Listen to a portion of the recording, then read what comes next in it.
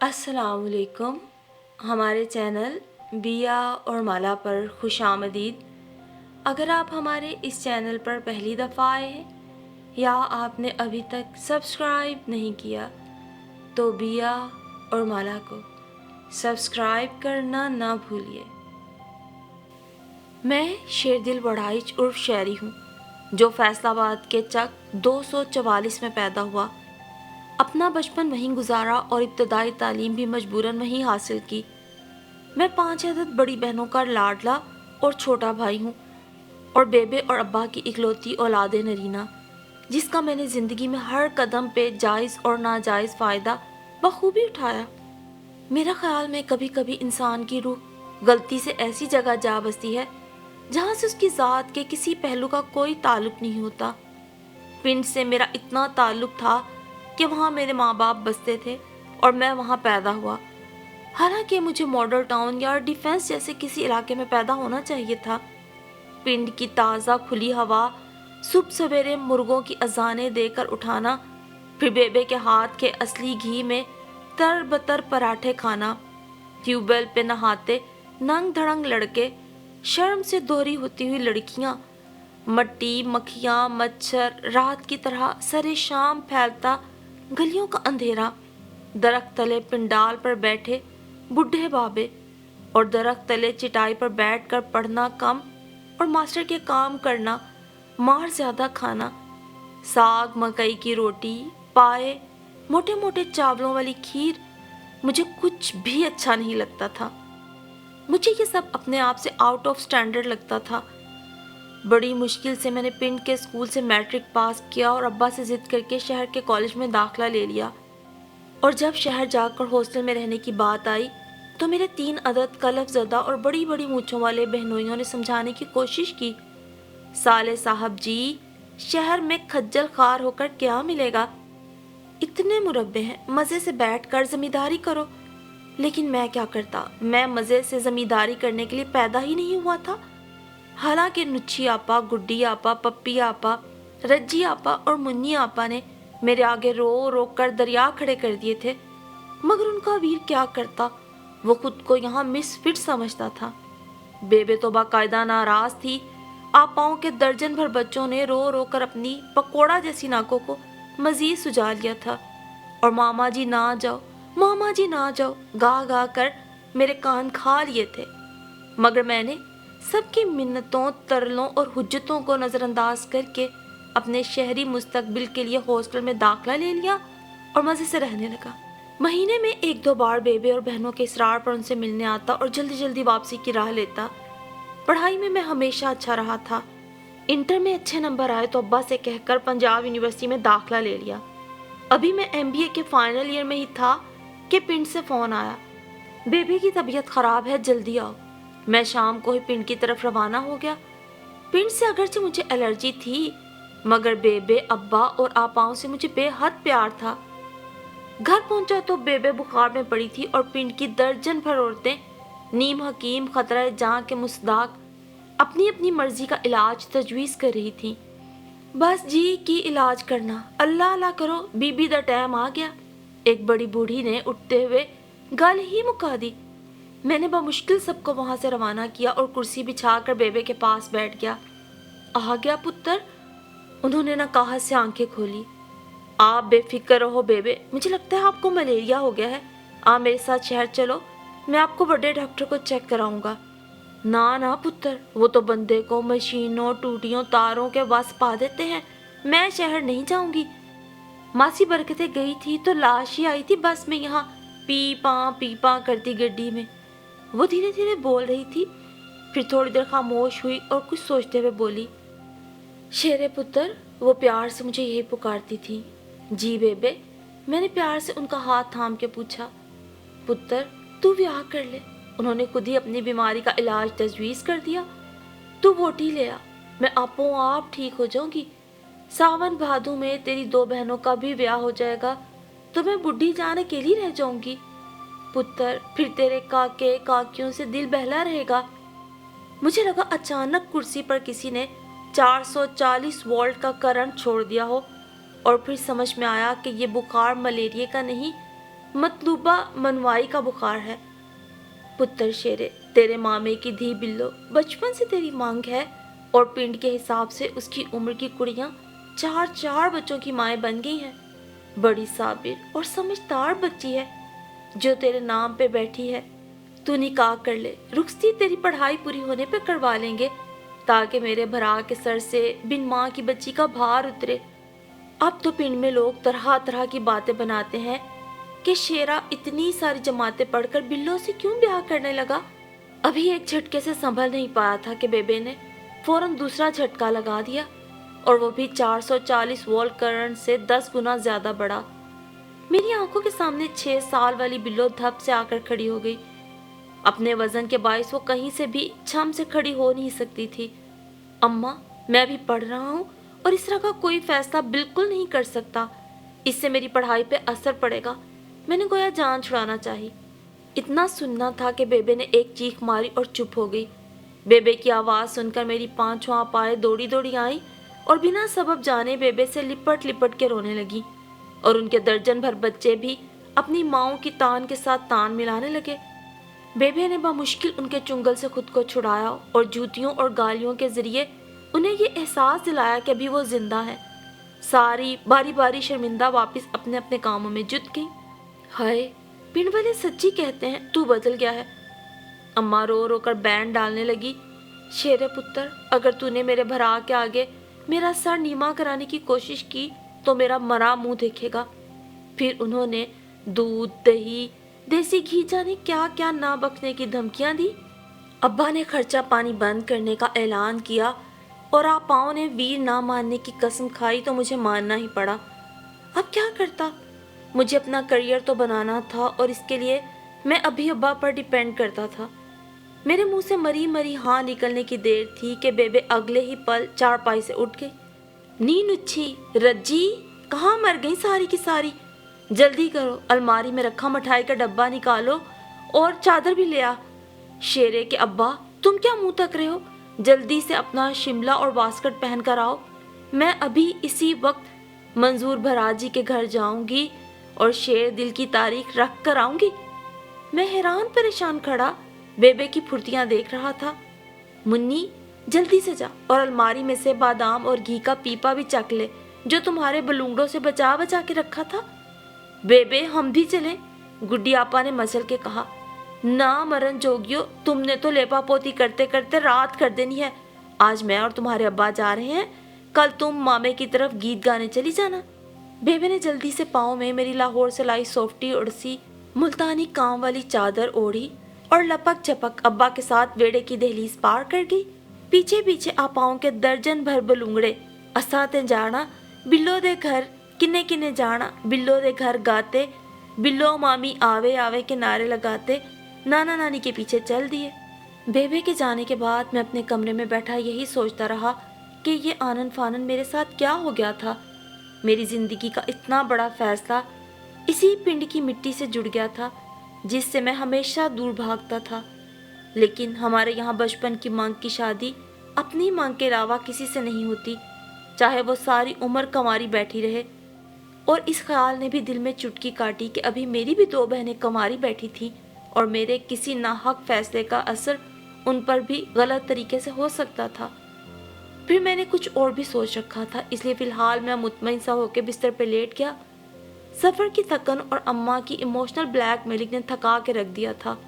अभी सही से आंख लगी भी नहीं थी कि सहन में मचे बेहंगम शोर ने आंख खोलने पे मजबूर कर दिया, और अभी ठीक से आंखें खुल ही नहीं सकी थी कि बेबे ने आके मुंह में मोतीचूर का लड्डू ठोंस दिया और फिर उसके बाद एक लड्डू मुंह में ज़बरदस्ती डालता और पेट में जाता रहा।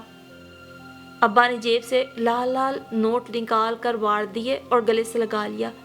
शेरे पुत्र, मुबारका, अगले हफ्ते की निकाह की तारीख पक्की हुई है। भा मंजूर तो खुशी के मारे रो ही पड़ा। हाँ, इतना पढ़ा लिखा और चंगा दामाद जो मिल गया है, बेबे ने भी सदके वारी होते हुए कहा। हाँ पुत्र, तुझे नहीं पता, तेरी इस निक्की जी हाँ ने पिंड में मौजूद मेरे दुश्मनों और जलने वालों के मुंह पर ऐसी करारी चपेट मारी है कि कितने दिन तक लाल भभोका मुंह लिए फिरते रहेंगे। رات کو میں بیبے کی چارپائی پہ بیٹھا تھا اور مجھے دیکھ دیکھ کے نہال ہو رہی تھی، جیسے مالک قربانی سے پہلے بکرے کو دیکھ دیکھ کے نہال ہوتا ہے۔ میں نے ان کا ہاتھ تھام کر دھیرے سے پکارا، بیبے آپ نے اپنی مرضی کی اور میں نے انکار نہیں کیا، مگر ایک بات یاد رکھنا، میں شہر میں تعلیم مکمل کرنے کے بعد وہیں نوکری کروں گا اور پھر وہیں اپنی پسند اور معیار کے مطابق کسی لڑکی سے بیاہ بھی کروں گا، اور یہ آپ کی لاڈلی بلو بیگم آپ کے پاس ہی پنڈ میں رہے گی۔ نکاح پر جانے سے پہلے آپ اسے میری شرط سمجھ لیں، میں نے حتمی لہجے میں کہا۔ اچھا شیرے پتر، بات کی بعد میں، مجھے پتا ہے میری دھیرانی اتنے بھاگوں اور گنوں والی ہے کہ تو شہر اور شہر کی کڑیوں کو بھول جائے گا۔ بھرام منظور نے سارے پنڈ کی مخالفت مول لے کر صرف اور صرف بلو کو اس لیے پڑھایا کہ تجھے یہ نہ لگے کہ تیری بیوی پڑھی لکھی نہیں۔ بیبے کے لہجے میں پیار اور مان ہی مان تھا۔ ہاں، آئی بڑی کوکب خواجہ کی جانشین، اور بھاگوان تو ایسی کہ کھڑی دھان کی فصل کو ہاتھ لگاتی ہے تو وہ سونے کی ہو جائے، اور زیادہ سے زیادہ پنڈ کے 3rd کلاس اسکول سے 10 جماعتیں پڑھائی ہوں گی، اور اماں تو ایسے جتا رہی ہے جیسے PhD ہولڈر ہو۔ میں جل کے دل میں سوچتا رہا، اور پھر نکاح کا دن آ گیا۔ سارا گھر نارنجی برقی کمکموں سے روشن تھا، بس میرے دل میں مستقل لوڈ شیڈنگ تھی۔ یہ سارا ہفتہ میں نے یہی سوچتے گزارا کہ جانے بلو بیگم کیسی ہوگی، کیسے ہنستی ہوگی، کیسے چلتی ہوگی، کیسے بولتی ہوگی۔ رنگ تو اس کا گورا چٹا تھا، مگر اللہ جانے موٹاپے میں کوئی کمی ہوئی یا گزرتے وقت کے ساتھ ساتھ اضافہ، اور اس سے آگے میں سوچ ہی نہ پاتا تھا۔ میری غیر موجودگی میں تو موصوفہ ہفتے کے 5 دن اپنی بوا کے گھر ہی پائی جاتی تھی، مگر میرے آنے پر گھر میں پردے کی بوبو بن کے بیٹھ جاتی تھی، کیونکہ پنڈ میں مانگ سے پردہ کیا جاتا ہے، اور میں نے کبھی اس کے چھپنے یا نہ آنے کا نوٹس بھی نہیں لیا تھا، اور لیتا بھی کیوں؟ میں تو شہری شہزادہ تھا جسے بیبے نے ممتا اور مجبوری کے ٹونے سے بلو جیسی گنوار دیہاتن کے پلو سے باندھ دیا تھا۔ بے شیرے، تو ابھی تک تیار نہیں ہوا؟ برات جانے والی ہے اور تو ابھی تک اجڑا بیٹھا ہے۔ نچھی اپا اپنے کسی لال پیلے کو چارپائیوں کے نیچے ڈھونڈتے ڈھونڈتے مجھے بھی ڈانٹ رہی تھی۔ بس آپا تیار ہو رہا ہوں۔ پھر تھوڑی دیر بعد میں آف وائٹ شیروانی جس پر میرون کورے دبکے کا کام تھا، اس کے ساتھ ملتانی خصے اور میرون اور آف وائٹ پگڑی جو ابا نے بطور خاص لاہور سے منگوائی تھی پہنے تیار ہوا کھڑا تھا۔ یہ سارا تماشا دیکھنے کے لیے میں نے لاہور سے اپنے کسی دوست کو بلانے کی غلطی نہیں کی تھی، اور 2 ہفتے کی چھٹی کو بیبے کی بیماری کے کھاتے میں ڈال دیا تھا، حتیٰ کہ اپنے بیسٹ فرینڈ نوفل کو بھی نہیں بلایا۔ چاروں طرف بھڑکتے چمکتے کپڑوں والی عورتیں، روتے لڑتے بچے اور قلب زدہ مردوں کا جمع غفیر جمع تھا، اور میں سب کے درمیان تماشا دکھانے والے بندر کی طرح کھڑا تھا۔ ساریا پائیں حلق پھاڑ پھاڑ کے، دیساں دا راجا، میرے بابل دا پیارا، امڑی دے دل دا سہارا، اپنے آفت قیامت قسم کے بچوں کے ہوتے ہوئے اور اکلوتے اور چہیتے ویر کے بیاہ کی خوشی میں وہ شاید آگے گانا بھول گئی تھی، اور مسلسل اسی ایک لائن کی گردان میرے دل و دماغ پہ ہتھوڑے برسا رہی تھی۔ اس طرح کے بے ہنگم اور بے تحاشا شور میں سب دروازے کی دہلیز تک پہنچ گئے۔ بیبے نے ماتھا چوم کر صدقہ دیا اور میں گھر سے باہر نکلا، مگر ہائے یہ کیا، اب کے سارے تماشے کے بعد اس کی بھی ضرورت تھی۔ میں نے آنکھیں پھاڑتے ہوئے سامنے کے دل فریب منظر کو دیکھا۔ گھوڑی چڑھیا گانا صرف گانے کی حد تک نہیں تھا، بلکہ حقیقتاً دروازے پہ ایک سفید گھوڑی گوٹے والے لال دوپٹے اوڑھے کھڑی تھی، اور شاید میرا ہی انتظار کر رہی تھی۔ ابا، یہ 2 گلیاں آگے جانا ہے، میں گھوڑی دیکھ کے بدکا۔ رسم ہے سالے صاحب جی، نبھانی تو پڑے گی، بڑے بہنوئی نے مزہ لیتے ہوئے مسکراتے ہوئے کہا۔ ان سارے لوگوں کو جنہیں میں اپنے شہری بابو ہونے کے زوم میں کبھی لفٹ نہیں کراتا تھا، انہیں میری اس درگت پہ دلی خوشی ہو رہی تھی، اور بالآخر مرتا کیا نہ کرتا کہ مصداق اس گھوڑی پہ سوار ہونا پڑا، اور مجھے 100% یقین تھا کہ میں اس گھوڑی پہ سوار ایک سجا بنا گدھا لگ رہا ہوں۔ 2 گلیوں کا فاصلہ آدھے گھنٹے میں طے ہوا، کیونکہ ماسیوں، چاچیوں، تائیوں، مامیوں کے گبھرو جوان پتروں نے لڈیاں ڈال ڈال کر سارے پنڈ کی دھرتی کو ہلا کے رکھا ہوا تھا۔ گھوڑی پر بیٹھے بیٹھے جب میں زیر لب استغفر اللہ کا ورد کر رہا تھا تو ایک اچھوتا خیال میرے ذہن میں آیا کہ کاش یہ گھوڑی مجھے بھگا کر بلو کی پہنچ سے کہیں دور لے جائے۔ मगर ख्याल का घोड़ा बल्कि घोड़ी अभी भागने भी नहीं पाई थी कि घर आ गया पुत्र की आवाज ने उसकी लगामें खींच दी। घोड़ी से मुझे 4 बंदों ने मिलकर उतारा और अंदर लाल तंबू में लाके बिठा दिया। थोड़ी देर में मौलाना साहब तशरीफ लाए। कबूल है कबूल है कबूल है के बाद मुबारक सलामत का शोर मच गया। फिर हर आयरा गैरा नत्थु गैरा मुझसे गले मिलने बल्कि गले पड़ने लगा। फिर बेबे ने शनाख्त परेड के लिए मुझे औरतों वाले हिस्से में बुलवा भेजा। दिल धक धक कर रहा था और दिमाग साए साए। जाने क्यों मुझे ये सब अभी तक एक ख्वाब के मानिंद ही लग रहा था कि हस्बे मामूल अभी नौफल मुझ पर पानी का पूरा जग डालकर कहेगा, शेर दिल बड़ाई साहिब, अगर लाहौर के सारे घोड़े गधे बेच लिए हों तो उठ जाइए। और फिर वही नौफल की सूरत, हॉस्टल का कमरा और यूनिवर्सिटी की तैयारी। मगर नहीं, ये सब हकीकत थी, जिंदा और जावेद हकीकत। मुझे एक कुर्सी पर लाकर बिठाया गया और बिल्लो बेगम की सहेलियां मेरे इर्द गिर्द ऐसे मुड़लाने लगी जैसे छत्ते के गिर्द शहद की मक्खियां। नी वेख ते दुल्ला भाईजान किड्डे सोने रे बिल्लो दी ते लाटरी निकल आई। एक चमकीली सी सहेली ने चहक कर कहा, सलाम दुल्हा भाईजान। एक भड़कीली ने माथे तक हाथ ले जाकर सलामी दी और फिर सब की सब ठट्ठे लगाने लगी। वे मर जाने, दूल्हा भाईजान की कोई खातिर शातिर नहीं करनी। बिलाखिर एक को ख्याल आ ही गया। मैंने कल रात से टेंशन और गुस्से के मारे कुछ नहीं खाया था। थोड़ी देर में भड़कीली चमकीली 2 अदद प्लेटें लेकर नमूदार हुई। एक में गुलाब जामुन और दूसरी में शरबत का गिलास रखा था। मैंने जल्दी से एक सेहतमंद सा गुलाब जामुन उठाया और मुंह में डाल लिया। बेबे! शदीद गुस्से और तकलीफ के मारे मेरे हलक से एक दर्दनाक चीख बरामद हुई। कमबख्तों ने गुलाब जामुन के अंदर लाल मिर्च भर रखी थी। मेरे सर से लगी और तलमों पर बुझाने के लिए मैंने जल्दी से शरबत के गिलास को मुंह से लगाया, मगर खुदा की पनाह उसमें लाल रंग और नमक के अलावा कुछ नहीं था। चारों तरफ से लड़कियों के हंसने की आवाजें आने लगी।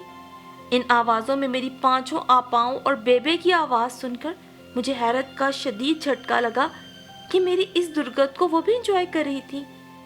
बेबे तो हर काम में पेश पेश थी। वो इस वक्त मेरी माँ कम और बिल्लो की फुफ्फो ज्यादा लग रही थी। देखा, हम शर्त जीत गई। बज्जो कहती थी मेरा दुल्हा इतना पढ़ा लिखा और शहरी है कि तुम लोग उसे उल्लू नहीं बना सकोगी। पीछे से एक फातिहाना आवाज आई। मैं गुस्से के मारे कुर्सी से एकदम खड़ा हो गया। यानी कि शेर दिल बड़ाइच उर्फ शहरी को इन देहातियों के हाथों उल्लू भी बनना था। मेरा तो खून ही खोलने लगा। ना बच्चे ना, ये बच्चियां तो मखौल कर रही थी। आज ना करेंगी तो कब करेंगी? सखियों का इतना तो हक है। ले तू ये ठंडा पानी पी और बैठ जा। बेबे ने कंधे से थाम कर मुझे बिठाया। चलो कुड़ियों, बहुत हो गया। अब जो किसी ने मेरे पुत्र को सताया तो चंगा नहीं होगा।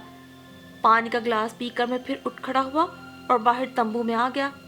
अभी वापसी पर घोड़ी के सफर के बारे में सोच ही रहा था कि सामने के दरवाजे पर एक नई नकोर कार आन खड़ी होगी, जिसे रंग बिरंगी झंडियों से सजाया हुआ था। मालूम करने पे पता चला कि कार बहू बेगम के एजाज में मंगवाई गई है, क्योंकि रस्म के मुताबिक निकाह के बाद उसे चंद घंटों के लिए रुखसत होकर हमारे साथ जाना था और फिर वापस आ जाना था। मैं पहले ही गाड़ी के अंदर जाके बैठ गया था और दिल ही दिल में मुसलसल खोल रहा था। इर्द गिर्द के माहौल से बिल्कुल बेपरवाह बिल्लो की बदतमीज सहेलियों ने रो रो कर आसमान सर पे उठाया हुआ था। हालांकि आरजी रुखसी थी। उन्होंने अपनी सुरीली आवाज में साड़ा चिड़िया दा चंबा बाबुल असा उड़ जाना गा गा कर बिल्लो को गाड़ी में बिठाया और गाड़ी रवाना हो गई। मैंने एक बार भी पीछे देखने की जहमत नहीं की और गाड़ी से उतरकर जल्दी से अपने कमरे की तरफ बढ़ गया। फिर पगड़ी और शेरवानी की कैद से खुद को आजाद करके बिस्तर पे गिर गया। कमरे में आए और सुकून का सांस लेते कुछ ही लम्हे गुजरे थे कि बेबे कमरे में दाखिल हुई। हाय हाय पुत्र, ये क्या हाल बना लिया? खैर तो है, नजर लग गई होगी। सोना भी तो इतना लग रहा था मेरा शहजादा। बेबे जमीन पे पड़ी पगड़ी और बिस्तर पर पड़ी शेरवानी को देख के शोर मचाने लगी। कुछ नहीं बेबे, थक गया था और फिर ये सब चीजें पहनने की आदत नहीं है, इसलिए उतार के रख दी। मैंने उकताए हुए लहजे में बेबे को तसल्ली दी। चल फिर ठीक है पुत्र, मगर तू ये सब फिर से पहन ले। रस्म के मुताबिक رخصتی کے بعد تیری اور بلو کی ملاقات ہونی ہے تاکہ تم دونوں ایک دوسرے کو دیکھ لو، کوئی باتیں کر لو۔ بیبے کی زبانی پتا چلا کہ ساری فلم کا تو ابھی ڈراپ سین باقی رہتا ہے۔ شیرا پتر بلو نکی سی تھی جب اس کی ماں اللہ کو پیاری ہو گئی تھی۔ میں نے ہی اسے ماں بن کے پالا ہے، پھر منظور تو اسے دیکھ دیکھ کے جیتا ہے۔ میری بچی سیدھی سادی ہے، آج کل کی لڑکیوں والے چلتر نہیں آتے اسے۔ تو اس پر اپنی کتابی باتوں کا روب نہ ڈالنے بیٹھ جانا، چار اچھی باتیں کرنا تاکہ بچی کا دل ہولا نہ ہو۔ پتر، کڑی جب اپنا سب کچھ چھڑ کر آتی ہے تو سسرال والوں کو اسے پیار اور مان کے ساتھ اپنے گھر کا حصہ بنانا چاہیے۔ جتنا اسے اپنا سمجھو گے اتنا جلدی وہ اپنوں کو بھولتی جائے گی۔ اور ہاں، یہ انگوٹھی بھی اسے پہنا دینا، مجھے معلوم تھا تجھے تو خیال نہیں آنا تھا۔ بیبے سارا سبق پڑھا کر اور ایک سرخ مخملی ڈبیا میرے ہاتھ پہ رکھ کر جلدی تیار ہو کر باہر آنے کا حکم صادر کر کے چلتی بنی۔ کچھ دیر بعد میں اماں کے کمرے کے آگے کھڑا تھا جسے اماں نے پلاسٹک کے پھولوں اور چمکیلی پتیوں سے خوب سجوایا تھا۔ میں 5 منٹ تک دروازے پہ کھڑا رہا اور پھر آڑ یا پاڑ کا خیال کر کے اندر داخل ہو گیا۔ پلنگ پر ایک لال رنگ کی گٹھڑی لمبا سا گھونگھٹ نکالے پیروں تک بچھی بیٹھی تھی۔ لال رنگ کے سوٹ پر اتنے ستارے تھے کہ شاید کپڑے کو بھی سانس نہیں آ رہا تھا۔